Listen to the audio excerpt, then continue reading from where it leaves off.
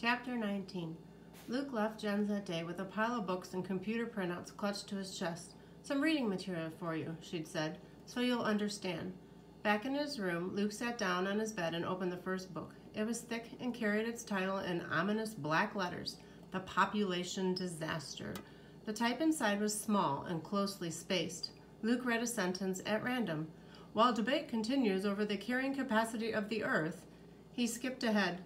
"If the total fertility rate in industrialized countries had remained at or below 2.1, Luke saw that reading this book would be like puzzling out the letters Dad got home from the government. He glanced at the other two books, The Famine Years Revisited and The Population Reversal. They looked no easier. The computer printouts were at least brief, but both, The Problem of the Shadows and The Population Law, Our Country's Biggest Mistake, were full of big words. Luke sighed.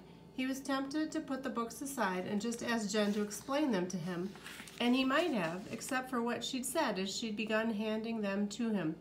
"Oh my gosh, I didn't think. You can read, can't you?" "Of course," Luke had answered stiffly. "I was reading in the chat room, wasn't I?" "Yes, but you could have been—" "Oh, never mind. I've offended you again, haven't I? Me and my big mouth. It wouldn't have been anything to be ashamed of, even if you couldn't. Oh, I'm making things worse. I'll shut up. Here." And it seemed to Luke that she'd pulled even bigger books off the shelf after that. Now he resolutely turned to the beginning of The Population Disaster and began reading. Since some elements of the overpopulation crisis were foreseen in the 1800s, an uninformed observer could only wonder why humankind came so near to total annihilation. But Luke reached for the dictionary and settled in for the long haul. It rained for the next several days, so Luke read constantly, not even tempted to race over to Jen's instead. He could hear Dad banging around downstairs, stomping in and out from the barn or the machine shed. Now that the harvest was in, Luke thought Dad might be bored without the pigs to take care of. So Luke read cautiously, always ready to shove his book under his pillow and replace it with one of his adventure books. The preparation paid off on the fourth day when he heard Dad's footsteps on the stairs. "Hey, Luke, what are you up to?" "Nothing," Luke said, turning Treasure Island right side up at the very last moment. Dad didn't notice. "Want to play cards?" They played rummy on Luke's bed. Luke could feel the corner of the population disaster poking his back throughout the entire game, and he kept wanting to ask Dad about what he was learning. He spent most of the first game biting his tongue. Dad won. "Again?" Dad asked, shuffling the cards.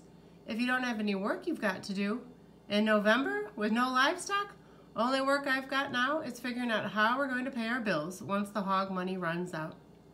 Isn't there some way to grow stuff inside during the winter? Like down in the basement with special lights, lots of water, and extra minerals?" "And then you could sell it?" Luke asked without thinking. He'd just finished reading a chapter in the population book about hydroponics. Dad squinted. "Seems I did hear tell of that once." Luke won the next hand. Dad didn't seem to be concentrating. At the end, Dad said, "Mind if we quit now?"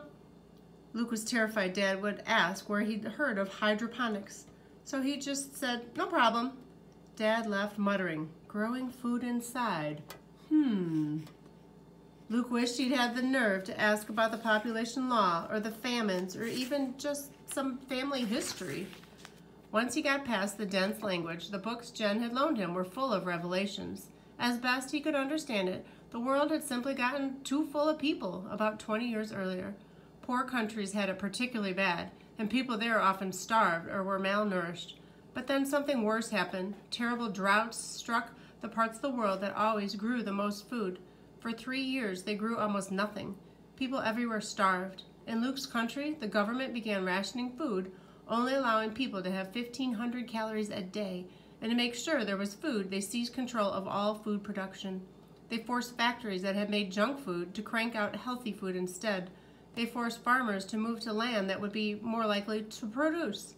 "Is that why we don't live near our grandparents?" Luke wanted to ask his parents. But the government didn't think that was enough. They wanted to make sure there would never again be more people than farmers could feed, so they passed the population law, too. In the evening, spooning in his stew or cutting up his meat, Luke felt pangs of guilt now. Perhaps someone was starving someplace because of him. But the food wasn't there. Wherever the starving people were, it was here, on his plate. He ate it all. Luke, you're so quiet lately. Is everything all right? Mother asked one night when he waved away second helpings of cabbage. I'm fine, he said, and went back to eating silently. But he was worrying that maybe the government was right and that he shouldn't exist. Only when he got to the 2 computer printouts did he begin to feel better. One of the articles began, "The population law is evil." The other said, "Hundreds of children are hidden, mistreated, starved, neglected, abused, even murdered for no reason. Forcing children into the shadows can be counted as genocide." "How can this be?" he asked Jen a week later when he finally got a chance to go back to her house. "How can the books and the articles be so different?" She handed him a glass of soda. "What do you mean?" she asked. Luke pointed to the population disaster. "This book says the human race would have gone extinct if we hadn't had the population law.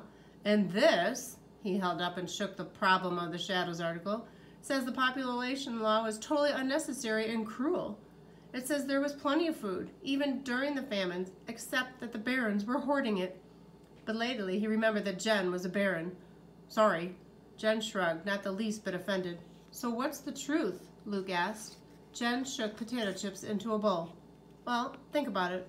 The government allowed those books to be published. They probably even paid for them. So of course they're going to say what the government wants people to believe. They're just propaganda, lies. But the articles, the authors of those people put themselves at risk getting the information out. So they're right." Luke pondered that. "Then why'd you make me read the books?" he asked. "So you'd understand how stupid the government is," Jen said. "So you'd understand why we have to make them see the truth." Luke looked at the stack of thick books on the Talbot's kitchen counter. They looked so official, so important. Who was he to say that they weren't true?